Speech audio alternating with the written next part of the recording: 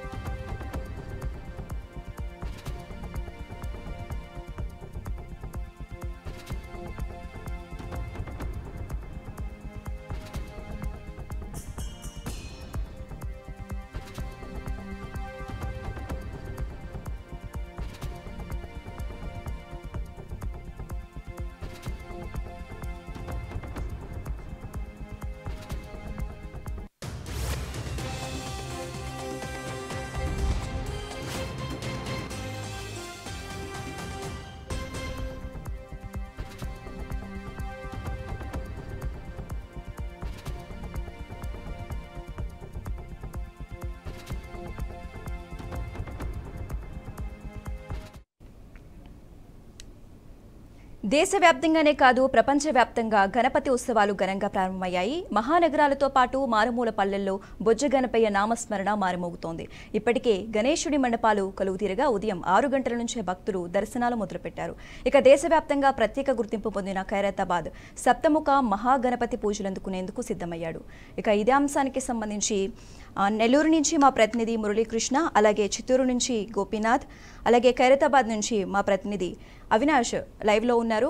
అవినాష్, చెప్పండి, ఖైరతాబాద్లో గణేశుడికి సంబంధించి ఏర్పాట్లు ఎలా జరుగుతున్నాయి పూజకు సంబంధించి?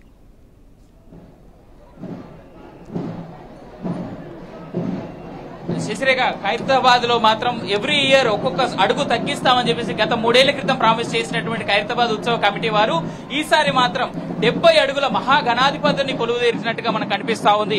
ఈ 70 అడుగులకి కనుక ప్రత్యేకత ఏంది అని మనం మాట్లాడుకుంటా ఉంటే 70 వసంతాలు అంటే 1954 సంవత్సరంలో మొదలైనటువంటి ఈ గణపతి ఉత్సవాలు, ఖైరతాబాద్ మహాగణేశుడి ఉత్సవాలు ఏవైతే ఉన్నాయో 70 సంవత్సరాలు పూర్తి చేసుకున్న కారణం చేత 70 అడుగుల మహాగణపతిని కొలువుదీర్చినట్టుగా మనం చూస్తా ఉన్నాం. దీని వెనకాల ఇంకో కారణం కూడా ఉంది.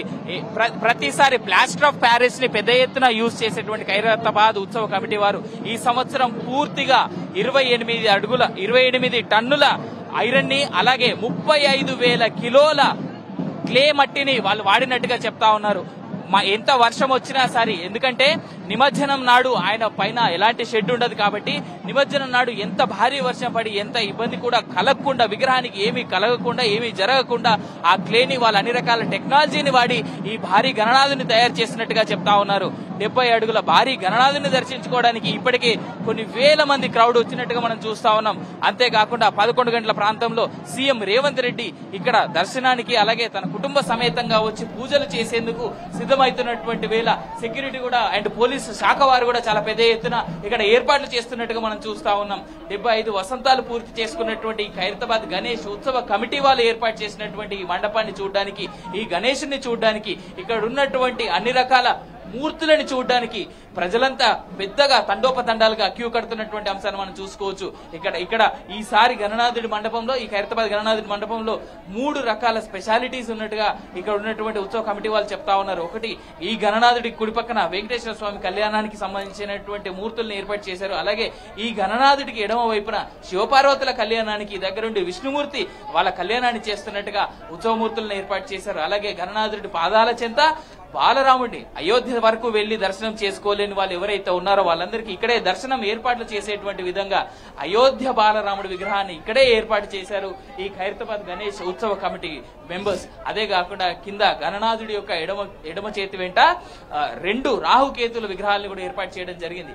ఎవరికైతే గ్రహ దోషాలు ఉన్నాయో, ఎవరికైతే రాహుకేతుల యొక్క దోషాలు ఉన్నాయో, గణనాథుడితో పాటు బాలరాముడితో పాటు రాహుకేతుల యొక్క దర్శనం చేసుకోవడం వల్ల ఆ యొక్క గ్రహదోషాలు ఏవైతే ఉన్నాయో అవన్నీ తొలగిపోయేలాగా వాళ్ళందరికీ దర్శనాలు అందడమే కాకుండా వాళ్ళ యొక్క ఆ యొక్క గణనాథుడి యొక్క బ్లెస్సింగ్స్ కూడా అందరికీ చేరే విధంగా వాళ్ళు ఏర్పాటు చేసాం అనేటువంటి మాట ఇక ఉన్నటువంటి ఉత్సవ కమిటీ వాళ్ళు చెప్తా ఉన్నారు.